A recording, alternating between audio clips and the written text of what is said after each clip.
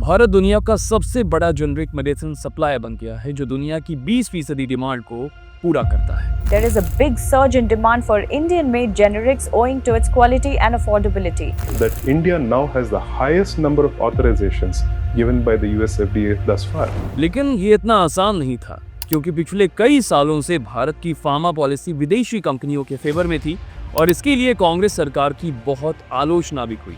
Corona के वक्त जब भारत ने कोवैक्सीन और कोविशील्ड बनाया तो विपक्ष ने इसे मोदी सरकार और बीजेपी का वैक्सीन बोला और डर फैलाने की कोशिश की गई। देखिए, मैं तो नहीं लगवाऊंगा अभी वैक्सीन, और वो भी बीजेपी लगाएगी उसका भरोसा करूंगा मैं। हम बीजेपी का वैक्सीन नहीं लगवाते। लेकिन भारत में बने इसी वैक्सीन ने 75 देशों के लोगों की जान बचाई मोदी सरकार के वैक्सीन मैत्री इनिशिएटिव से।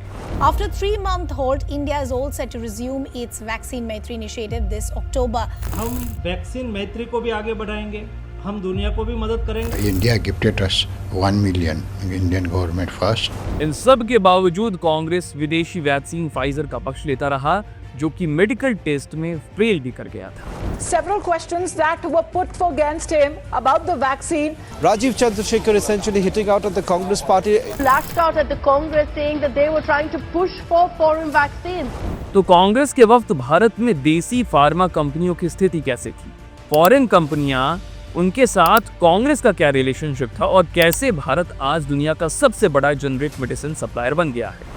क्या है ये द जीनोम इंडियन प्रोजेक्ट जो भारत के लिए गेम चेंजर बन गया है और कैसे भारत ने चीन पर से दवाइयों की इंग्रेडिएंट्स पर से जो डिपेंडेंसी है उसे कम कर दिया है। नमस्कार, मेरा नाम सूरज कुमार है और आप देख रहे हैं इनसाइड द हेडलाइंस।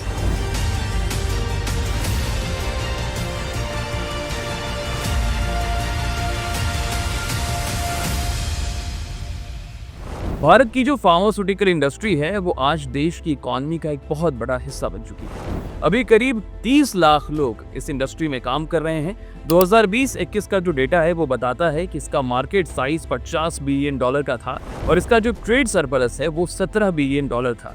2022 में इंडस्ट्री के फार्मास्यूटिकल एक्सपोर्ट्स $25 बिलियन को भी क्रॉस कर गए। 2030 तक इस इंडस्ट्री का टारगेट $130 बिलियन का मार्केट साइज अचीव करना है क्योंकि अब ये मार्केट सिर्फ जेनरिक मेडिसिन तक लिमिटेड नहीं रहेगी बल्कि बायोलॉजिक्स, नए ड्रग डेवलपमेंट और इनोवेशन की तरफ भी ये जो एक्सपेंड है वो कर रही है। मगर भारत की जो फार्मा लीडर बनने की कहानी है वो क्या है? इसके लिए हमें 1970 में जाना पड़ेगा जब इंडियन पेटेंट एक्ट बना। इसके बाद 1978 में भारत की कंपनियों को इंटरनेशनल मार्केट्स में एस्टैब्लिश होने का मौका दिया गया। स्थिति ये थी कि 1980 के दशक तक भारत एक बड़ा इंपोर्टर से लीडिंग एक्सपोर्टर में कन्वर्ट हो चुका था। 1984 में यूएसए के हेच-वेक्समैन एक्ट ने जो जेनरिक मेडिसिन का प्रोडक्शन है उसे ज्यादा बूस्ट कर दिया। फिर आया 1991 का साल, इकोनॉमिक रिफॉर्म्स हुए और इसने लाइसेंसिंग की जो रिस्ट्रिक्शंस हैं उसको हटा दिया और इससे Indian pharma industry global level पर उभरने लगी। लेकिन आज से 5 साल पहले चीजें काफी अलग थी। कोरोना के आगमन ने देश की अर्थव्यवस्था और स्वास्थ्य को एक डंक मारा था। कोई भी देश, दुनिया का कोई भी देश कोरोना जैसी महामारी के लिए तैयार नहीं था। बावजूद इसके मोदी सरकार ने हर चीजों को लाइन अप करना शुरू किया और साइंटिस्ट को तुरंत वैक्सीन बनाने का काम सौंप दिया। And as India's first mRNA vaccine is in advanced stages of clinical trials. देश में भारत बायोटेक की वैक्सीन का जो ह्यूमन ट्रायल कुछ दिन पहले किया गया था उसके शुरुआती रिजल्ट्स उम्मीद बढ़ा रहे हैं। मगर विपक्ष की तरफ से सहयोग नहीं मिल रहा था। वो लगातार देश में बन रही वैक्सीन पर सवाल उठा रहा था जिससे लोग वैक्सीन लेने से कतराने लगे थे। क्यों वैक्सीन की क्या जरूरत है? हम लोग आप सब बिना मास्क के बैठे हुए हैं। Meanwhile, Congress once again raised objections over approved vaccine. अब भारत का विपक्ष भले ही देश में बन रहे वैक्सीन के खिलाफ था लेकिन विदेशों को वैक्सीन की कद्र थी। भारत सरकार ने कहा कि वो भारत के लोगों के अलावा इस महामारी के दौर में बाकी दुनिया को भी वैक्सीन देगा और फिर शुरू हुआ वैक्सीन मैत्री। इस मुहिम के जरिए 75 देशों में वैक्सीन भेजी गई।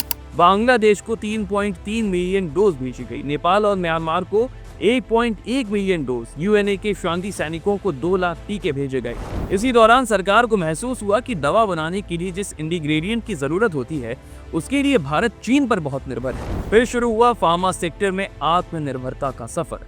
तय किया गया कि स्वदेशी दवा उत्पादन की हिस्सेदारी को बढ़ाया जाएगा।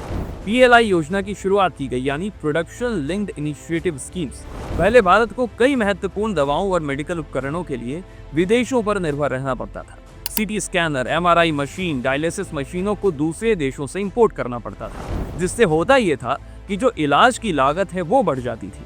लेकिन मोदी सरकार के प्रोडक्शन लिंक्ड इनिशिएटिव स्कीम के तहत अब ये सभी उपकरण भारत में ही बनाए जा रहे हैं। पीएलआई योजना से 175 हाई वैल्यू ड्रग्स का निर्माण भारत में होने लगा। मेडिकल डिवाइस इंडस्ट्री को 44% से ज्यादा बजट दिया गया, जिससे भारत में सीटी स्कैनर और एमआरआई मशीनें बननी शुरू हुई। फार्मा एपीआई यानी एक्टिव फार्मास्यूटिकल इंग्रेडिएंट के लिए विशेष पार्क बनाए गए, जिससे दवा निर्माण में आत्मनिर्भरता बढ़ी। अब इस योजना के आने के कारण न सिर्फ दवा की कीमतों में गिरावट आई, बल्कि 2.7 मिलियन से ज्यादा लोगों को रोजगार मिला। पिछले 2 सालों में अगर देखें तो इंडिया ने 38 एपीआई खुद प्रोड्यूस कर लिए हैं, जो पहले इंपोर्ट किए जाते थे। इसका मतलब ये है कि अब हम अपनी सप्लाई चेन पर ज्यादा कंट्रोल रख सकते हैं और इंपोर्ट पर हमारी जो निर्भरता है वो कम हो रही है। सरकार का लक्ष्य है कि 2030 तक भारत इस इंडस्ट्री में वॉल्यूम लीडर बने और 2047 तक टॉप 5 कंट्रीज में शामिल हो जाए। लेकिन 2014 से पहले का जो डेटा है वो कुछ और दर्शाता है। 2014 से पहले जो भारत की फार्मास्यूटिकल इंडस्ट्री थी वो विदेशी कंपनियों के दबाव में थी। भारतीय कंपनियां उत्पादन क्षमता रखने के बावजूद बाजार में संघर्ष कर रही थी, क्योंकि सरकारी नीतियां विदेशी दवा कंपनियों के पक्ष में झुकी हुई थी। खुद कंपटीशन कमीशन ऑफ इंडिया ने इस बात को स्वीकारा था।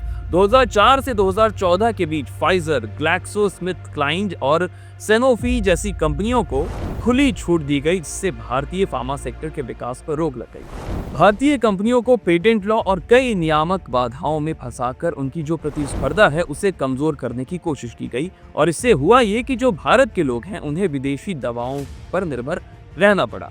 यहाँ तक कि भारतीय सरकार की दवा खरीद नीतियां भी क्लाइन और सैनोफी जैसी विदेशी कंपनियों के पक्ष में बनाई गई थी, जिससे देशी कंपनियों को सरकारी टेंडर हासिल करने में दिक्कत हुई।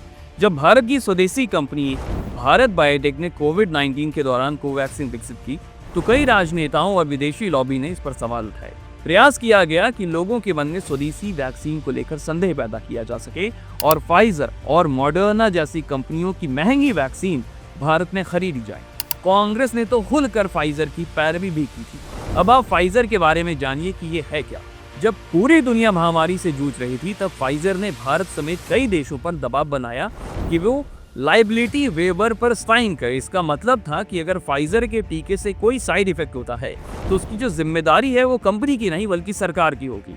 इतना ही नहीं, फाइजर ने ऐसी शर्तें रखी कि देश उसकी वैक्सीन को ना तो दान कर सकते थे, ना ही किसी और को बेच सकते थे। विवाद होने पर भी मामला किसी सार्वजनिक अदालत में नहीं बल्कि अमेरिका के निजी आर्बिट्रेशन में ही सुना जाता। 2014 से 16 के दौरान भारत के ड्रग रेगुलेटर ने जो जांच की, उसमें फाइजर की 25 दवाएं घटिया पाई गई।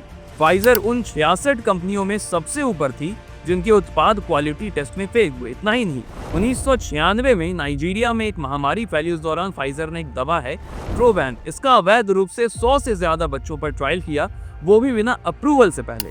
बच्चों को सुरक्षित इलाज देने के बजाय फाइजर ने उन्हें गिनी पिग बना दिया, जिससे कई बच्चों की मौत हो गई और कई को गंभीर बीमारियां हो गई। लेकिन कोविड-19 के दौरान जब भारत ने अपनी स्वदेशी वैक्सीन कोवैक्सीन और कोविशील्ड बनाई, तब कांग्रेस के कई नेताओं ने इन देसी टीकों पर सवाल उठाए और फाइजर जैसी विदेशी कंपनियों की वैक्सीन को बढ़ावा दिया। लेकिन विपक्ष के इन तमाम प्रयासों के बावजूद भारत आज दुनिया में तीसरा सबसे बड़ा दवा उत्पादक बन चुका है। भारत दुनिया के जेनरिक दवाओं का 20% सप्लाई अकेले करता है। दुनिया के 60% वैक्सीन का उत्पादन भारत में होता है। भारत 200 से अधिक देशों में दवाओं का एक्सपोर्ट भी करता है। भारत ने जीनोम इंडिया प्रोजेक्ट की भी शुरुआत की, जिसे भारत में पर्सनलाइज्ड मेडिसिन का क्रांति कहा गया। 2020 में जीनोम इंडिया प्रोजेक्ट की शुरुआत हुई, जिसका लक्ष्य था कि 10,000 भारतीयों के जीनोम डेटा को मैप करेगा। इससे होगा ये कि जो व्यक्तिगत इलाज है या दुर्लभ बीमारियां हैं, उसके निदान में बदलाव आएगा। 2024 में भारत की बायो इकोनॉमी $130 बिलियन तक पहुंच गई और 2030 तक इसके $300 बिलियन तक जाने की उम्मीद है। 2014 में केवल 50 बायोटेक स्टार्टअप थे, लेकिन 2023 तक इनकी संख्या 8,500 से ज्यादा हो गई। उम्मीद है आपको हमारा ये केस स्टडी पसंद आया होगा। चैनल को सब्सक्राइब करें, वीडियो को लाइक करें और इसे शेयर जरूर करें ताकि ये वीडियो ज्यादा से ज्यादा लोगों तक पहुंच सके। आपसे अगले वीडियो में मुलाकात करते हैं। नमस्कार।